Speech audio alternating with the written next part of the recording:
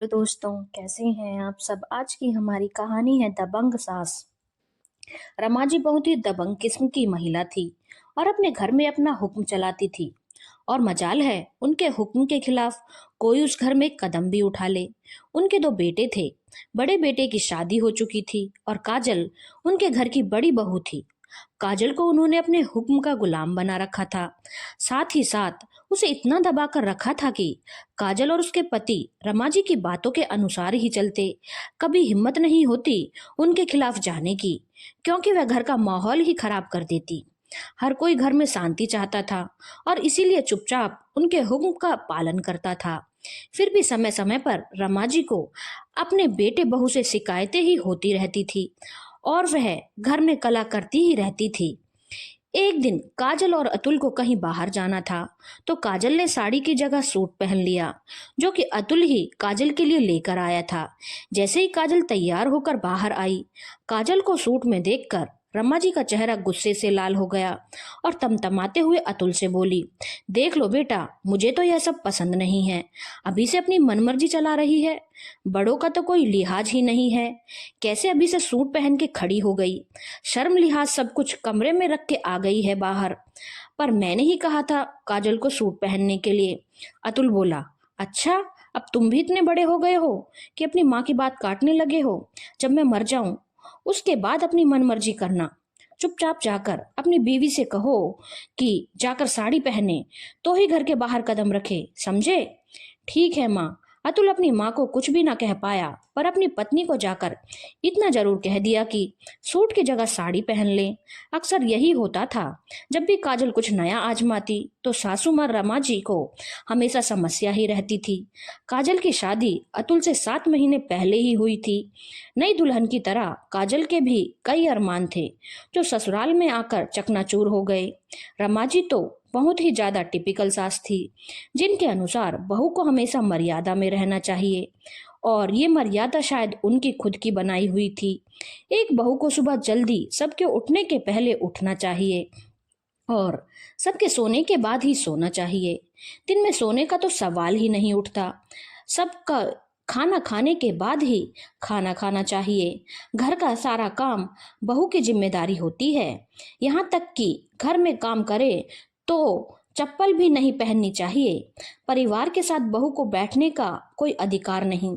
कहीं बाहर भी जाए तो अकेली न जाए। और भी बहुत कुछ। घर के लोग भी छुपकर ही काजल की मदद करते थे, लेकिन सामने बोलने की हिम्मत किसी की नहीं होती थी। अगर किसी भी एक नियम की अवहेलना हो जाती तो उस दिन रमा जी सबका खाना खाना दुश्वार कर देती। उनका एक ही तकिया कलाम था, जो भी करना है मेरे मरने के बाद ही करना। इसलिए बेचारी काजल भी बस घर परिवार में सिमट कर रह गई थी। वक्त यूं ही बीतता गया। 2 साल बाद काजल की ननद की शादी पक्की हुई। तब भी काजल की शॉपिंग रमा जी ने ही की। काजल कोई भी सामान अपनी मर्जी का ना ले सकी। काजल की बड़ी तमन्ना थी कि एक लहंगा तो वह अपनी मर्जी का ले, पर ऐसा ना हो सका। जब उसने यह बात अतुल को बताई तो अतुल ने कहा कि जब हम तुम्हारे मम्मी पापा के घर न्योता देने जाएंगे तो तुम अपनी मम्मी के साथ बाजार जाकर लहंगा खरीद लेना और यहाँ आकर कह देना कि तुम्हारी माँ ने विदाई में दिया है। बस इस बात का ध्यान रखना कि माँ को पता न चले। काजल ने ऐसा ही किया, पर पता नहीं कैसे रमा जी को पता चल गया और उसके बाद उन्होंने बहुत बखेड़ा खड़ा कर दिया। उन्होंने काजल को वह लहंगा ये कहकर पहनने तक नहीं दिया कि मैं मर जाऊं तो मेरी अर्थी पर पहन लेना। आखिर मन मारकर काजल ने वो लहंगा अपनी ननद को ही गिफ्ट कर दिया। वक्त यूं ही बीतता गया, पर रमा जी के स्वभाव में कोई फर्क नहीं आया। कुछ सालों के बाद काजल के देवर गौरव की भी शादी हो गई और पारुल काजल की देवरानी बन के घर में आ गई। काजल सीधी सादी थी, वहीं पारुल तेज तर्रार स्वभाव की थी। कुछ दिन तो सब कुछ ठीक रहा, पर पारुल को इतना तो समझ में आ ही गया था कि इस घर में रहना है तो रमा जी के अनुसार रहना पड़ेगा। साथ ही साथ उसे यह भी पता चला कि किस तरह से काजल अपना मन मारकर इस घर में रह रही है। उसने कई बार काजल को समझाने की कोशिश की थी कि भाभी आवाज उठाइए, पर काजल ने कभी भी हिम्मत नहीं की। एक दिन गौरव और पारुल ने पिक्चर जाने का प्रोग्राम बनाया। उस दिन पारुल सूट पहनकर कमरे के बाहर आई तो उसे देखकर रमा जी के तन बदन में आग लग गई। बहू, यह क्या हरकत है। रमा जी के जोर से चिल्लाने की आवाज सुनकर पूरे घर के लोग बाहर आ गए। क्या हुआ माँ जी? तुम्हारी हिम्मत कैसे हुई सूट पहनकर बाहर आने की? अभी के अभी सूट बदल कर आओ। पर इसमें क्या खराबी है? शरीर तो पूरा ढका हुआ है। मुझे नहीं पता, अभी के अभी सूट बदल कर साड़ी पहनकर आओ। यहाँ जो मन मर्जी करनी है मेरे मरने के बाद करना। मैं नहीं बदलूंगी सूट। आपको चीखना है, चिल्लाना है, जो करना है करिए। रमा जी को पारुल से इस तरह के जवाब की उम्मीद नहीं थी। उन्होंने पास रखी छड़ी उठाई और पारुल की तरफ लपकी। यह देखकर घर के सारे सदस्य हैरान हो गए। अब तक तो रमा जी मुंह से बोलती थी, अब उन्होंने बहू के ऊपर हाथ उठाने की भी कोशिश की। रमा जी के दोनों बेटे अपनी माँ का यह रूप देखकर अवाक रह गए। उन्हें लगा उन्होंने बहुत बड़ी गलती की, अपनी माँ को सही वक्त पर रोका नहीं। आज उनकी हिम्मत इतनी बढ़ गई कि वह अपनी बहू के ऊपर हाथ उठा रही हैं। अभी वह यह सब कुछ सोच ही रहे थे कि पारुल ने अपनी सास का हाथ बुरी तरह से पकड़ लिया और छड़ी उठाकर फेंक दी और बोला, आज यह गलती की है सो की है, जिंदगी में भूल कर दोबारा ऐसा मत कीजिएगा। मैं काजल भाभी नहीं हूँ जिसे आप इतने सालों से अपने इशारों पर नचा रही हैं।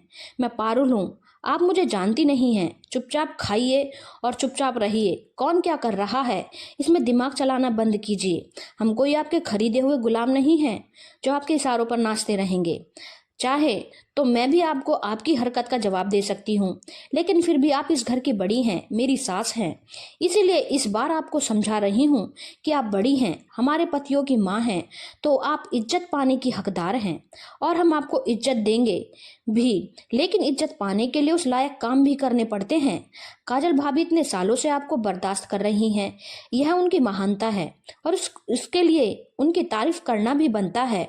नहीं तो याद रखो, यदि काजल भाभी की जगह कोई और औरत होती तो कब का आपका यह घर छोड़कर जा चुकी होती। और मैं तो काजल भाभी जैसी महान बिल्कुल नहीं हूँ। अगर आइंदा ऐसी गलती की तो अपने पति को लेकर 2 मिनट नहीं लगाऊंगी अलग होने में। जो करना है कर लीजिएगा।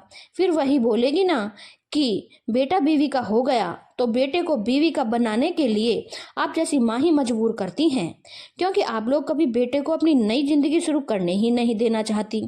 और एक बात और समझ लीजिए कि अगर मैंने ऐसा कदम उठा लिया तो काजल भाभी और भैया को भी वक्त नहीं लगेगा अपनी जिंदगी के बारे में सोचने के लिए। फिर अकेली इस घर में अपना राजपाट चलाते रहिएगा। रमा जी को तो यह सब सुनकर अपना राजपाट डोलता नजर आया और उन्होंने बोला, हाँ जो बोलना है बोल ले। मेरी बड़ी बहू तेरे जैसी बदजुबान नहीं है। तुझे जो करना है कर। वह तो आज तक मेरी सेवा कर रही है और आगे भी करेगी, लेकिन इस घर में अपनी मनमर्जी मेरे मरने के बाद ही चलाना। और तेरी इतनी हिम्मत की मुझे जुबान लड़ाती है। अभी फोन करती हूँ तेरे बाप को, आकर ले जाएंगे तुझे। कभी काजल ने पलटकर जवाब नहीं दिया। तेरी हिम्मत कैसे हो गई जो मुझे जवाब दिया? जो भी करना है मेरे मरने के बाद करना। कब मर रही हैं आप? अचानक से काजल के यह कहते ही पूरे घर में सन्नाटा पसर गया। क्या कहा बहू तुमने? यही कि कब मर रही हैं आप? इतने सालों से मैं आपके मरने का इंतजार कर रही हूँ, पर आप हैं कि मरती ही नहीं। बहुएं भी इंसान होती हैं, उनकी भी कुछ इच्छाएं होती हैं, लेकिन उन्होंने पूरा करने के लिए हमें आपके मरने का इंतजार क्यों करना पड़ रहा है? आप जैसी औरतें कभी भी अपनी बहुओं की इच्छाओं को समझ नहीं पाती। मर्यादा के नाम पर झूठे ढकोसलों में अपने हमको बांध रख दिया। बहू तुम अपनी सास के लिए ऐसा कैसे कह सकती हो? मैं तो आप ही के मुंह से सुनती आ रही हूँ। आप ही कहती है ना जो करना है मेरे मरने के बाद करना। आपकी ही बोली है जो शायद बहुएं आपके मरने का इंतजार कर रही हैं। आज काजल के मुंह से यह सब सुनकर पूरा परिवार दंग रह गया। वहीं रमा जी के मुंह से बोल तक न फूटा। आखिर काजल ने गलत भी क्या कहा था? वही तो कहती रहती थी जो करना है मेरे मरने के बाद करना। आज रमा जी को अपनी बहू से बेइज्जती सहनी पड़ी और इसके लिए वह खुद जिम्मेदार थी, क्योंकि किसी की इतना नहीं दबाना चाहिए कि वह मर्यादा की सारी हदें भूल जाए और आपको ऐसा जवाब दे कि आपकी जुबान ही बंद हो जाए। धन्यवाद दोस्तों।